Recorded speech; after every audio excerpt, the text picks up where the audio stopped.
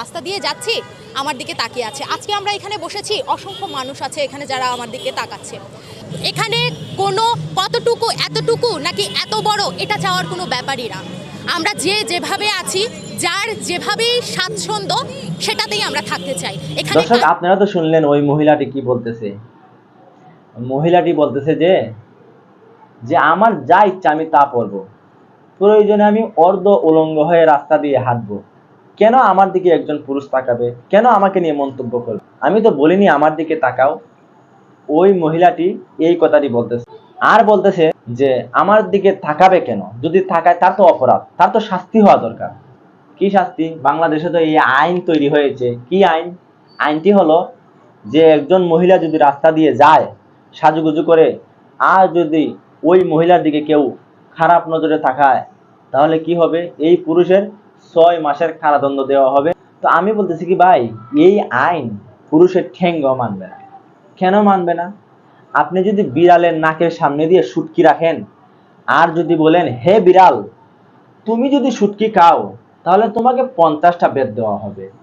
বিড়াল বলবে এই জাতীয় আইন আমার ঠ্যাঙ্গ মানে না। কেন? সে এত তার ছিঁড়া কেন যে আমার নাকের আগায় শুটকি দিয়া আমাকে বলতেছে যে তুমি শুটকি খেয়ে না? সে শুটকিটা পাতিলার ভিতরে রেখে ডাকনা দিয়ে ঢেকে তারপরে আমাকে যদি আইন দেয়, হে বিড়াল তুমি যদি আমার শুটকি খাও তাহলে তোমাকে 50টা বেত দেওয়া হবে, তাহলে তার আইন মানা যায়। ঠিক তেমনিভাবে যেই সমস্ত মহিলা এবং ওই মহিলা রাস্তা দিয়ে যদি এভাবে হাঁটে অর্ধ উলঙ্গ হয়ে, পুরুষের নাকের ডগা দিয়ে যদি এভাবে হেঁটে যায়, আর যদি আপনারা বলেন ইপটিজিং করো না, নারীকে যদি বাজে নজরে তাকাও, তাহলে 6 মাসের জেল দেওয়া হবে, 6 মাসের কারাদণ্ড দেওয়া হবে, এই আইন পুরুষের ঠ্যাঙ্গ মানবে না। সুতরাং এইরকম আইন দিয়া লাভ নাই। আর ওই মহিলাকে বলতেছি, এই মহিলা, এটা কার দেশ তুমি কি জানো? এই বাংলাদেশটা আলেম উলামার দেশ, এই বাংলাদেশটা মুসলমানের দেশ।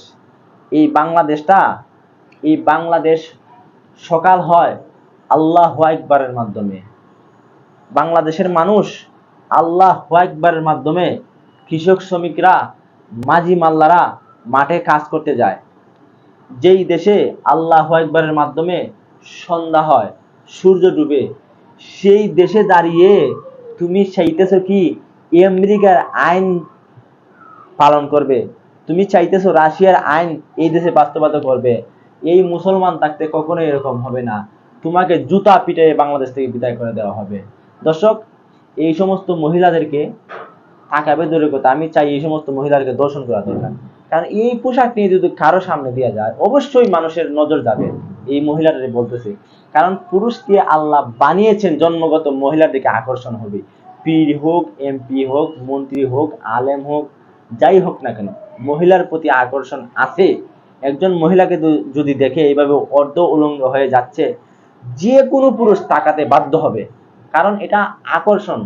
আপনার মুখের মধ্যে যদি তেঁতুল দিয়ে আমি জিহ্বা দিয়া যদি এভাবে এভাবে বলি, তাহলে আপনার জিহ্বার মধ্যে পানি উঠবে।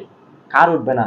যদি যদি বলে কেউ যে আমার জিহ্বার ভিতরে উঠে না, তাহলে বুঝবেন সে বাটপার, সে উঠে স্বীকার করে না, আর না হলে তার জিহ্বার দোষ আছে। ঠিক তেমনি ভাবে নারী দেখলে পুরুষের আকর্ষণ যাবেই, এটা জন্মগত। কিন্তু অনেকের যায়, কিন্তু সে খুব কষ্ট করে ফিরায়, দেখবো না কিন্তু আকর্ষণ যায় ভাই। ওই মহিলাকে বলতেছি এখনো সমাজ সাবধান হয়ে যাও, আর না হয় তাসলিমার মতো জুতা পিটা করে বাংলাদেশ থেকে বিদায় করে দেওয়া হবে। সাবধান হয়ে যাও।